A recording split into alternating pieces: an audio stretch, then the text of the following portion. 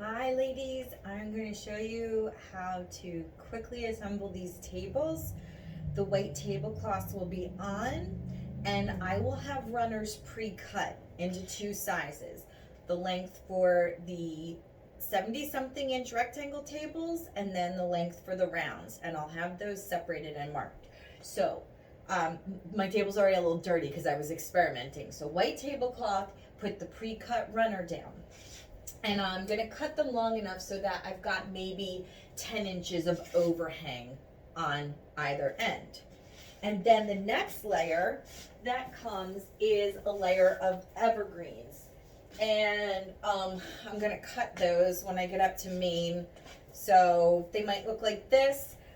There's a lot of hemlock in my yard, which has cute little pine cones on it, so it might be that. But I just want to show you, we're not going to cover the whole thing. We're going to leave a little space on each side. So you can see I point the fluffies, make sure we've got fluffy pointing at the end. See what I mean? Like fluffy, fluffy with some, the ends come towards the middle. But then I'm going to take a fluffy and cover over that so that there's not a lot of exposed sticks. I put I'll stick a fluffy piece like that. You don't really have to think about it too much. Then each table gets two of these birch logs plopped on it. And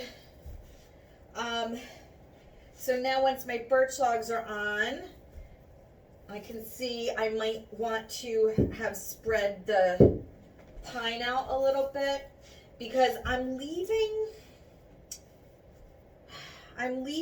roughly 6 inches in between the logs, because the next step is each jar is going to have 3 mini jars of ferns, and there's a little riser. I'm going to call it a riser here. It's a little circle. They'll be in all different sizes of birch, and I'm going to put one of the jars on a riser just to give us some interesting height. These may or may not already be filled with water, but they're definitely going to need a little bit of water in them. And then there's going to be a bucket of fern fronds, and somebody on the team is going to come along and put 3 fern fronds in each jar. I don't care if it's 2, 3, 4. I don't care. Don't think about that much. For now, I'm just sticking ferns in, so you get the idea. Ferns. And then the next step is this really bendy curly willow, and I'm using some older curly willow. You're gonna have these long pieces of bendy curly willow, and if they're long enough pieces, I was thinking it would be cool to you could wrap them around. You could like make an infinity loop with the curly willow, or if they're in smaller pieces like this, they're just here to be sculptural, little bit on both sides of the log, just here to be sculptural and cool and naturey, and just, like add another layer of visual interest to the tablescape. And then the last thing that happens is there are bags of moss. Some of it is store-bought. What if you might have a bag I actually dug up from my yard?